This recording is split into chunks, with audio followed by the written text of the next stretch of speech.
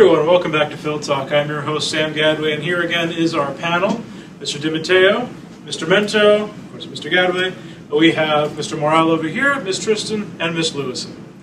Now, just to begin, we have to talk a little bit about a review from the last time. Anybody have any points or pointers as far as how we can improve on last time? Well, his biggest critique on us was that sometimes we were unclear about what we were saying. So if somebody's confused at any point, don't be afraid to ask a question. Maybe somebody just misworded something and something came out the wrong way. So as we go through today, just ask questions if you're confused. Big point for participation. Absolutely. Anything else? Maybe also just like if we understand each other, the people watching the video might. So I think he was saying to try to make it more understandable for the audience as well. So what do you think about that? Very good point. Shall we philosophize? I think so. Let's philosophize. Well, does anybody have a question I'd like to shoot out right now to get us, let's get the ball rolling? Let's just start. Then we'll go clockwise. Go for it. Clockwise. Miss Steve exposed. She was. She had a question. She was asking like something about. She says that man is wrong. I think, or I don't know, something about nature. Nature is being wrong. So like, what I'm trying to understand is what could she possibly mean by nature being wrong? Because. Probably what she said was, he says, and he being Rousseau, says that nature is always true. So this must mean that any results of nature must be true. But what if nature is wrong? Well, there is evidence of nature being wrong in a sense that, species die out by themselves or unable to adapt, like natural selection kind of thing, but it does correct itself. And I mean, humans, we correct ourselves in the same way. So it could be part of human nature being wrong is just really like trying to be right again. Like you have to be wrong in order to be right or learning from your mistakes. I don't know if like nature's necessarily wrong. I don't know. It seems kind of weird to say that nature is wrong. But I think some of the like weird things that we see in nature that don't seem like what naturally happens is due to humans. So I think we affect nature in not always the best way. I mean, like pollution. Yeah. And then you see weird things happening in nature that like have never happened or like don't usually happen. But you can't technically blame like humans for weather conditions and stuff like that. But it's obvious like human society doesn't really combine with nature too well. I feel like we are getting there with like green technology and stuff like that, but it seems like there are opposite forces like natural disasters / pollution. Like they kind of go into head to head sometimes. Like, do you think there's an end that we're like gonna match up sometime, or do you think Rousseau thinks that, or are they always gonna be at like forces against each other, like either ends of the spectrum, nature and society? I think it's just going to keep getting worse. I mean, just as the way it's been going, like pollution can only like get worse. And like I don't know about global warming, but like a lot of people believe in that. So that could take a turn for the worse, I guess. When I first heard about nature being wrong, I thought about something that Descartes brought up a lot, and that's that human perception can perceive nature in a certain way. We can look at a tsunami or a tornado, hurricane, and we can see death and destruction and view that as evil and mean. And in reality, it's just nature working the way nature works. And so yeah, I just thought that human perception could definitely contribute to us thinking that nature is wrong, but in reality, it's just Because nature is just this untamed force that exists, and we can do nothing about it. I think we can say that it's like bad for us, but I don't think we can say that it's wrong. After all, nature was here first. It's interesting that you brought up Descartes earlier on talking about this piece, because Stevik does the same thing, talking about how both authors, both Descartes and Rousseau, have a fundamental distrust of mankind. Descartes talks about I'm going to disregard anything that my fellow philosophers or fellow learned men have ever talked about, and I'm just going to follow what appears clear and present to me. And Rousseau does the exact same thing, at least in the sense that he rejects anything, or at least he doesn't reject it, but he says that nature and not man is where we find the true, at least law of nature, at least for mankind, at least how it applies to mankind. My question to you would be, for all the interest into how man works and how he operates in the natural world that these two authors take on him, why did they seem so quick to mistrust him? They're so interested in this creature that we call man, that we all are, but they just don't trust him. Yeah, that's a very interesting point. I never thought about that. Rousseau kind of does have that radical doubt kind of thing that Descartes talks about. He mentions in the last section of the reading that we went over that education and our habits are really destroying natural truth. And that's kind of like the same thing that Descartes says. Descartes begins with radical doubt. He denies everything that he's ever believed true, and he goes from there. And he starts off with his own principles, and one thing builds on another, and he forms his own truths that have to do with nature.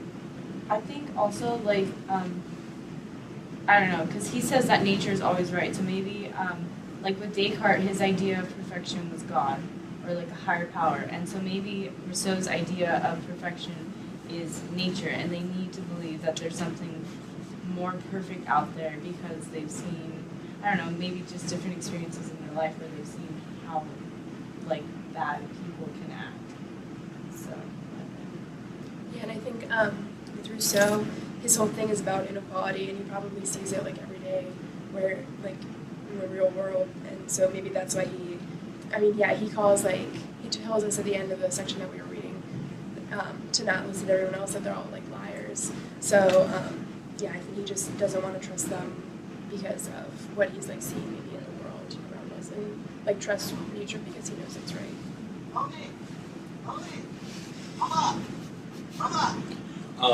Well, I think he doesn't trust them because there's a sense of inequality about when you're right on something that you feel like you have dominion over the knowledge you're writing down. So I think it definitely touches on the subject of inequality, like, to believe someone else's work. And I think he's just trying to like eliminate other factors, and like as Descartes was, like he was trying to find his own method. I think he's doing something very similar based off of that. And in this case, he's trying to find the origin of inequality. Any other points on that question? Ms. Tristan, do you have anything to add on Ms. Stevens' post? Yeah, one thing that she said that I found very interesting was she talked about how Rousseau thought that nature was like always right, which I just said. But when I first was reading this, I thought, oh well, that makes sense. Like God made nature, so why wouldn't it be perfect? But if you think about it, like God also made us, so how is it that like nature can be always right, but like we can't? And maybe Rousseau thinks that man can always be right too, but only when they're in their natural state that he's like trying to find. So. Well, if we're going off like God, like creating nature, so it has to be the one that's right, and like he did create us too, but like if we're going off like the Christian like view, like with original sin, like that's when we messed up. So we were right at first, I guess, but now we're not because of like original sin. Like in the world, that's what. Like the state of innocence, like they, Yes, Adam John. and Eve they didn't know that they were naked until they ate the pear after being tempted by the snake, and Adam being tempted by Eve. So then that's when they messed up, and that's when they really Messed up. All of everything. mankind. If you think about it though, like we did mess up. We messed up, and then there was original sin. Mhm. But that thing that tempted us was a part of nature. So, right? True. So I don't know. It's just weird to think about. Well, it's hard in the Bible to say what something's a part of nature, because if you say God's part of nature, then I guess, but I think if you say something's beyond nature, then like the works he adds are kind of superficial or divine in a way, so they're like not natural, not artificial, but divine. Like, you know, the manna in the desert. You know, that's something not natural, obviously. That's something divine. So I think it's hard to say like the pear or something in the story was really a part of nature. I think we really have to beware getting into the whole supernatural realm of things, and Rousseau is very careful not to go into the supernatural realm of things because he realizes that I can't talk about God much in the way that Descartes talked about God because I have no proof. I cannot justify my rationalizations to you. There's no way for me to prove what I'm saying is true. I can only go off on this hypothetical situation, this hypothetical characterization of man. He tries to stick strictly to the logical beginnings of man, at least how it appears to him, or at least how he's rationalized.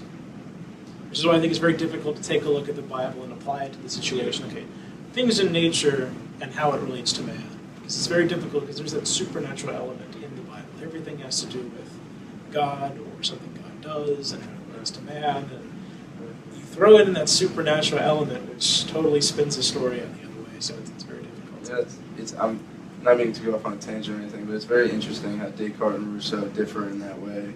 I feel like Descartes was very quick to throw God into every argument and use God and the supernatural as proof for these inequalities that Rousseau's getting after.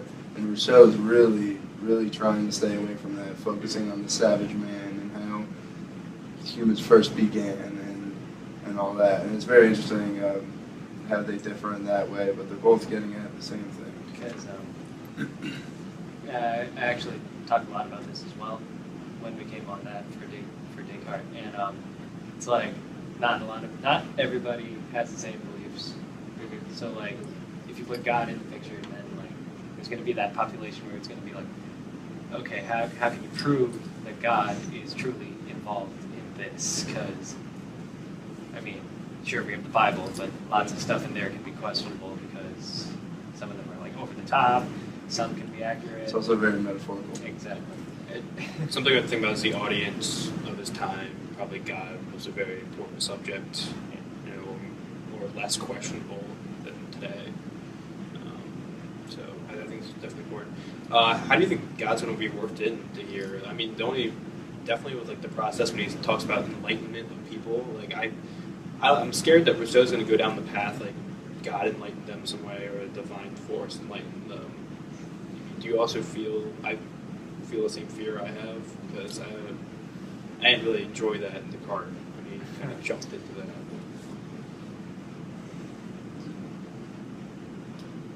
What are you thinking about? I almost get the feeling that when I'm reading what Rousseau was talking about, that he feels sort of like this hostility to modern man. I don't think he's thinking of the enlightenment of government, like we're going to create government and all these wonderful things. It's going to take us away from a state of nature. I don't think he's trying to characterize that as a good thing, or at least not yet. He's talking about there are two kinds of inequality that exist in mankind. There's the kind that nature imposes on us, the tall man versus the short man, the strong man versus the weak man. And then there's a kind of inequality that we apply to other people, that we as human beings apply to our own societies. And that kind of inequality, at least the gist that I'm getting from what he's saying and the words that he uses to describe that kind of inequality, he doesn't seem too happy about it. Or he doesn't seem to think modern man's this great epitome of civilization, or the pinnacle of development as far as the civilized world goes. He seems almost to say that a state of nature is almost preferable in most ways. Right, and that actually leads right into my question, if you don't mind me asking. In your last blog post, you say that Rousseau, being European, he really never experiences the savage man in its pure state. He talks about the advantages that the savage man has over the domesticated, but he never really touches upon the disadvantages, at least up to this point. And how do you think that his thoughts would differ if he was placed into such a savage society where we don't have, all the things that a domesticated society would have? If he had to hunt for his own food, if he had to find shelter on his own, how do you think that his thoughts would differ as far as the advantages and disadvantages. I don't know if he would change them. Because if you put him down in, I don't know, maybe the Amazon rainforest and said survive, all he's going to tell you is that I'm obviously not going to survive longer than the savage man. Because I've been brought up and raised in this society and culture that has, I don't know, I think he would say, I think the word he would use would be corrupted. It's corrupted me. It's corrupted my natural abilities and my natural senses. Even though he may not have been brought up in like the recent civilization, he will still say like, I was still brought up in a civilization. Like I was raised on the principles of society, and therefore I am domesticated. I am not in any way like a savage man, even if you would put me in the situation. Yeah, Mr. Bento, I saw you were raising your hand. Yeah. I mean, Risin talks about this like, I think at that point he was talking there was like an equality between the two, like of the savage man and the society man, because I mean, yes, you couldn't exist in the Amazon rainforest, but could the savage man really exist in our environment as well? Does he have the skills to apply and get a job and get money? I honestly see the both ending in starvation or death or dehydrated in another natural way. Like I think that they both come with their plight and their good sides, and they're kind of equal in a sense, but just very different, and they don't mush well together, you know. And again, it could just take time, like really long time. He explains that the vigor, strength, and courage is lost of a human being is lost by domesticating. But that's interesting that you kind of reverse that. Having too much vigor, strength, and courage, how would that play in the role of a savage man being placed into an enlightened society? That's a very good question. Yeah, sorry. Because just because you have like vigor and strength doesn't mean that you'd be able to survive, and you might not have like education or something, which in our society is like such a big thing. So I'm just thinking with a question: where's the line, and what are we giving up to be in a society, and what are we giving up to be to be wild? Like when we take an animal from the wild, domesticate it, what is it losing? What is it gaining? I guess like certain disciplines has to, like when it comes into society, but it can't live back in the wild once it's domesticated. So I mean, like, is there benefits? Because like I mean, he really talks about the negative side of the society becoming into the society. Well, I mean, I think one advantage, I mean, I guess it's an advantage, is that, I don't know, it seems like it's made life easier, like all new technologies and like machines and stuff. And that also, you could also view that as a disadvantage because things are so easy that you don't have to do anything for yourself anymore.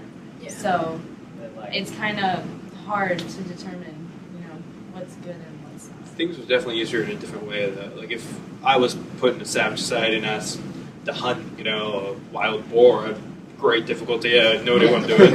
I would kill myself. But if I would take one of them and tell them to solve a Rubik's Cube, like it could take forever. Like, yeah.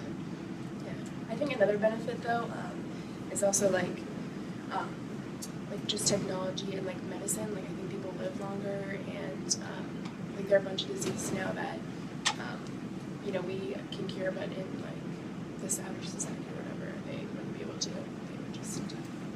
What do you all think of Rousseau's characterization of medicine? In this last section, what do you think about it? I'm just curious to see. It's an interesting argument. I don't know if what he says is right. He claims that by us, and we have all of these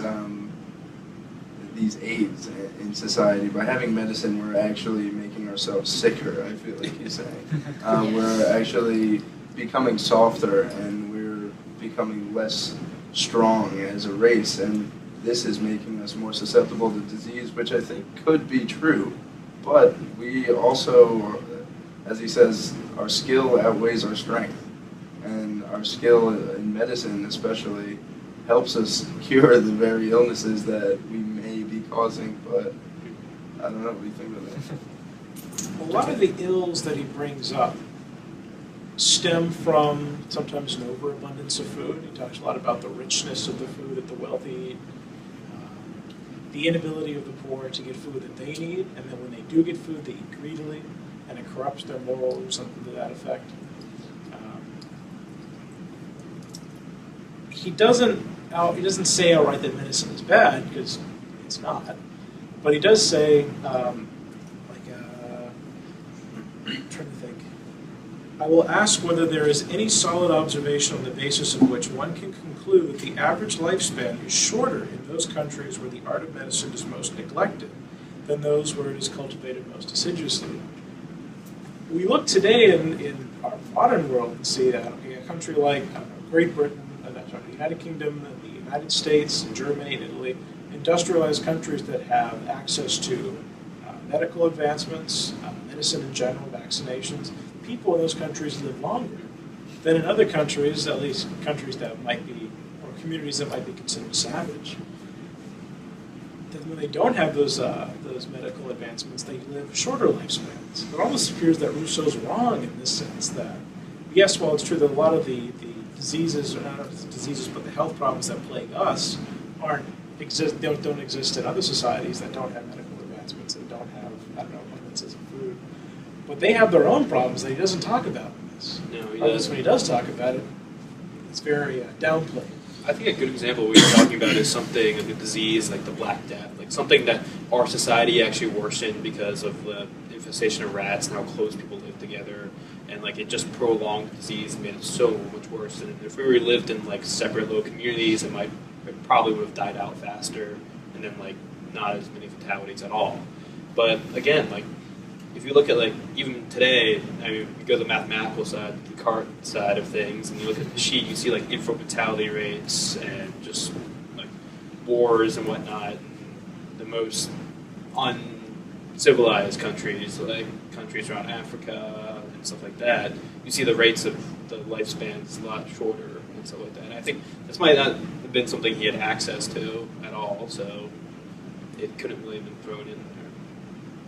I think one thing about medicine is that you have to find the right balance. So maybe he's just worried.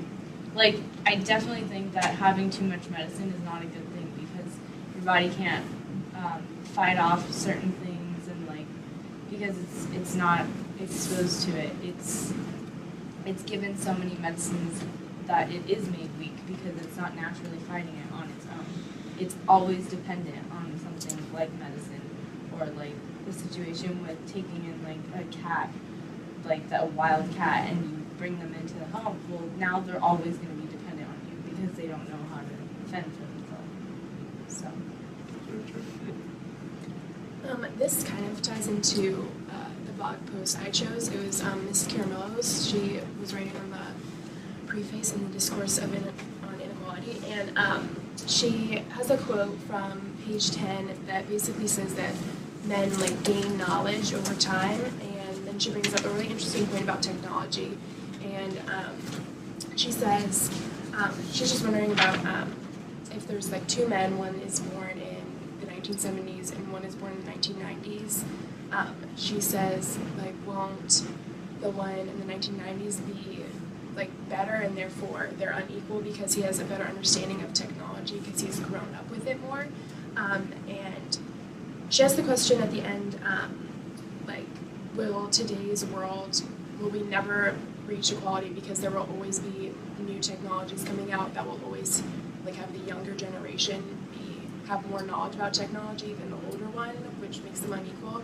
And my question is, like, is having more knowledge than someone else, is that an inequality, or does it just cause other inequalities, like maybe having a better job because you have more knowledge, which means you are wealthier, or like have a better status or something? And if so, like, is technology, like, knowing like how to use a computer or something, does that give you a greater knowledge just because you know how to use a computer? Or no? We also need like use for that knowledge. I guess if I was in the savage society and I knew how to use a computer, it wouldn't really do me much good at all. That's true. So I don't think my status or rank would really be affected at all in that society. And something you said about status, I think status in all beings on Earth is kind of there's some bounds that inequality is kind of sort of natural. Like you're saying that usually the idea behind like getting paid for your work. So you get paid more if people like your work more, you're more influential, you're attributing more. I mean, that's really the idea of it. I mean, it's not always true with like celebrities and stuff, but and that's why in savage societies, or in even a society of wolves, like the alpha male or the alpha female is usually the strongest wolf, or the wolf that can control the other ones well, or something like that. So I think there has to be a similarity between the two. Well, education, the education he talks about a lot. It's definitely a definite source of inequality, especially in our society. One person is viewed as smarter than another, and that type of thing. So yeah, definitely, I think education and knowledge, like you said, knowledge of technology, that definitely proves to be definitely a source of inequality. I think Mr. Mento brought up a very interesting point that it depends on the kind of society that you live in, and depends on the skills and the emphasis that the society puts on those skills as being important. You could be a rocket scientist and just be this brilliant, physician, and you could know mathematics and calculus and know all these different facts, but the guy who, works in the car shop and knows how to keep a car running, the smart guy who knows all about rocket science might not know how to fix a car, or might not know how to fix the engine. And so depending on your status, the society that you live in, say if you need a car fixed, the person who's more useful to you, and the person who you want to employ would be the guy who knows how to fix cars, not the guy who builds rockets, because you don't need to build a rocket. Mm-hmm. Yeah, exactly. It's something I find that I think that he touches on with Savage Man. That Savage Man has to do all these occupations that we have in our society. He has to be the hunter, the gatherer, the chef, he has to build a house somehow, the architect and the shelter, and so he has to do. So I think Savage Man is probably the best well-rounded being, because he has to do all these things. He has some problem-solving skills. Probably has to do some mathematics. I get one apple, I have two apples, and I can store for winter. You kind of there's some of these fundamental basic things. And I think with our society, it just really pushes specialization a lot more, and I think that's really the big difference. And a rocket scientist or a physician may not be able to survive in the desert, but they're perfectly good at doing what they do in the society.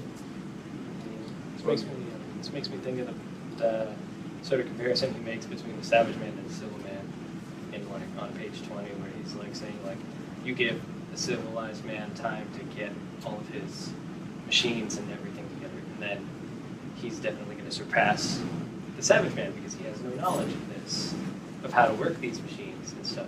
But then if you put them, the other inequality in this would be if you strip them both, put them in the same habitat, and you put them against each other, and most likely the Savage Man is going to overpower the civilized man, because the Savage Man specializes in that area of expertise where the civilized man has been domesticated and has lost the agile and the strength and the vigor that the Savage Man would have.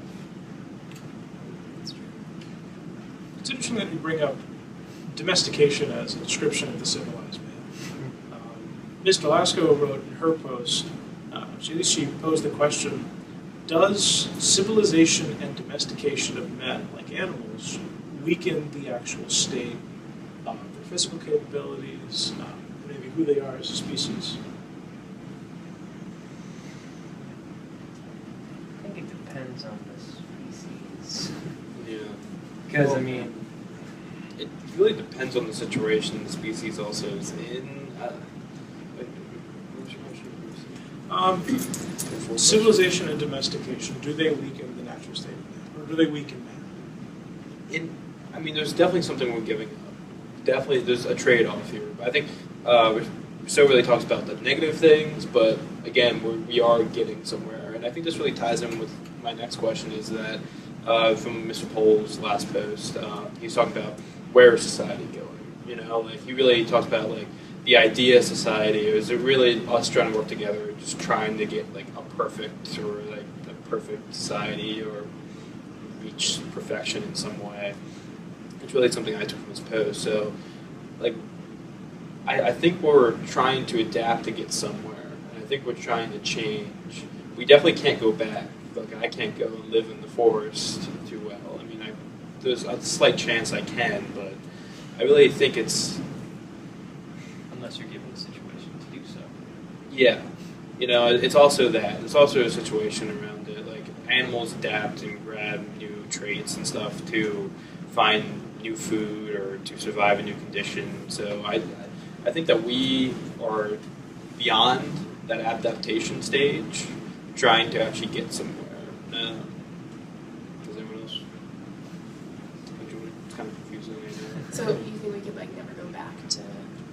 I think we could, but I think it would have to be the same process. Like, it's going to be, like, we took a while to get here, obviously, over time in history. I think when we go back, it's, like, of course, a lot of people are going to die off, like, same reason how we came here, you know, like, we'll probably have to face new diseases and whatnot as well, but I really think that we're facing less diseases and less plague as we continue forward. But is that desirable to return to the natural state of man? Or Rousseau would see and tell us that it is desirable to return to that state, but is that something that we want to do? Obviously, a very slow process. We can't quit civilization cold turkey. But is that something that we want to do? Do we want to revert back to the old ways of mankind, living day to day, not knowing whether or not we're going to get enough food to survive, not going attached to large groups of people? Is it something we want to do? Well, that reminds me of what you said in your blog post. In the last post, you said, do our excesses provide us with more of an advantage or a disadvantage? And that led me to think, like, how could we return back to the state of a savage man? Would we even want to do that? Are there certain qualities of a savage man that we should try to protect and try to hold in our society and not lose them? Is there like a way to be both? Right. Is there a way to be both? And that's a great question. You know, there's definitely advantages of a savage man, and you probably run faster, jump higher, maybe you fight better with a club. I don't know. But I think there's definitely, like you said, there's definitely a trade-off in becoming civilized. Our skills definitely are sharpened when we become civilized, and our strengths are definitely weakened.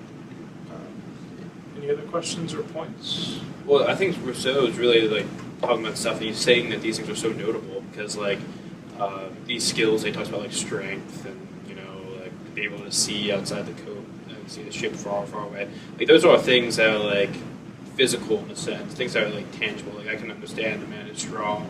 It's hard to understand, like, someone is smarter or something like that. And I really think that's why the trade-off seems so negative, but I really think that it's way better than Savage Man. One last thing. I don't think that like society or like most people would want to return to the savage state because we've experienced so many luxuries that like I think that would be extreme to them. So Are we corrupted by the luxuries of our modern society? The most common response you will get is, heck no. Yeah. Yeah. No. And, that's true. That's true. But I mean, I think you could be like unresponsible in the forest as well as unresponsible in society. Like it's like I think there's a way to use things. It's not like Savage Man is always going to be right. You know, like he's not infallible by any way. I mean, he doesn't. Most of them don't exist anymore. So if that really proves anything for you, but yeah, I really do think that there is. Maybe Rousseau would talk about it, that society is really trying to reach a paragon or something that's beyond, you know, our humanity in a sense, something that can really, you know, maybe technically, I don't want to say divine, because there's nuts and bolts in there,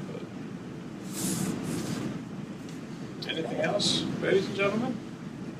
Well, thank you very much, everyone, for joining us on Phil Talk. I'm Sam Gadway, your host, signing off. Everyone say goodbye. Peace.